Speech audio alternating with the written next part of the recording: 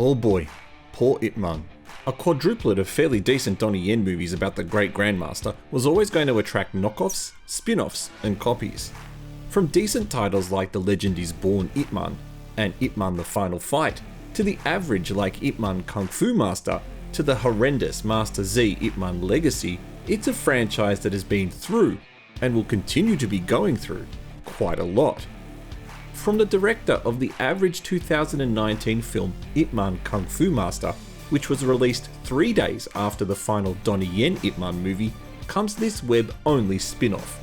And oh my f***ing god, who greenlit this shit? Hi, I'm the Artie Dance from Asian Film Fans, and welcome to this review of the Chinese action film Ip Man Crisis Time, also known as Young Ip Man.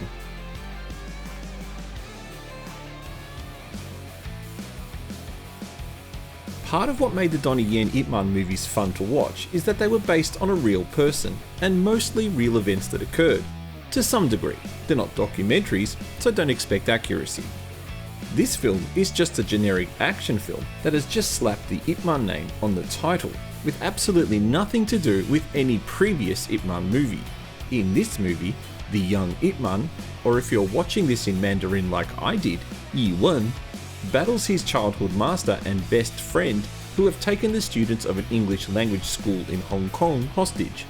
His master, who has escaped from prison, has picked this school because the police commissioner's son is a student there, and he wants to get his revenge over the wrongful murder of his daughter a decade earlier.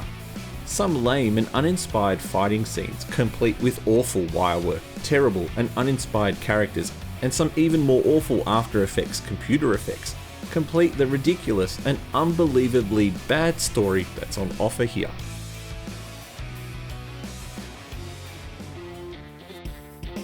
Not even someone who must watch every Ip Man movie should watch this. The story is really stupid, and how it all plays out is just unbelievable.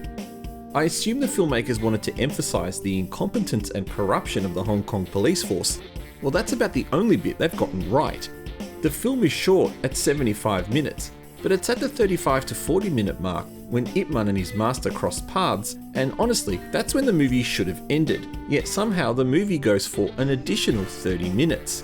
It doesn't make much sense at all. The fight scenes are just lame. Wing Chun can make an exciting martial arts style in a movie because it's flashy, style over substance, but this movie makes Wing Chun look like what it really is, an ineffective martial art. Search for Xu Xiaodong if you want to know more information about this.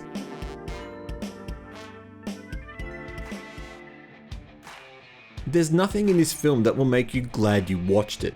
Although to be fair, Wenhao Zhao, the actor who plays Ip Man, does a good enough job considering what he had to work with.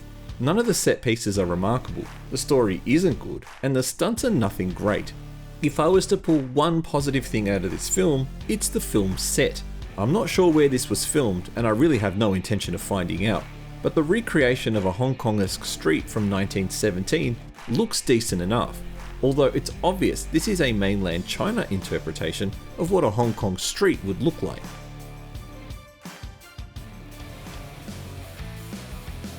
Speaking of Hong Kong streets, the opening escape and chase scene is just a disaster, and really sets the tone early on for just how bad this movie's going to be. Why are the police opening fire so brazenly in public? That's stupid, that makes no sense. It gets worse when we move into the school building. Tables are clearly pre-broken as they split perfectly in two, something even my viewing partner chuckled with amusement. On top of that are the cheap looking special effects such as fire and explosions. Obvious After Effects work or similar software is in play here. Character-wise, with the exception of Ip Man and his master, everyone else is just forgetful. Ya Yun, the love interest, annoying, and her father, even worse. Why doesn't she listen to Ip Man and get everyone out of the school when he gives her the chance? Instead, she decides she wants to fight back, which results in all the students being caught again. And my most loathed character in movies like this is Lung Yu, the lethal sidekick.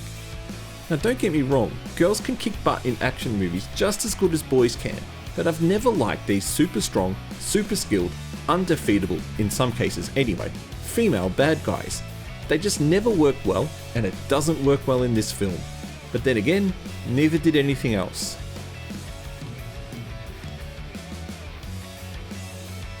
Well, clearly I didn't like this film. It's so bad I would pick Master Z Ip Man Legacy over this, and I hated that film, even though I love Max Jung. My recommendation is avoid. If you've seen it, what did you think? Thank you for watching this review. Please don't forget to press the like button and consider subscribing to support the channel.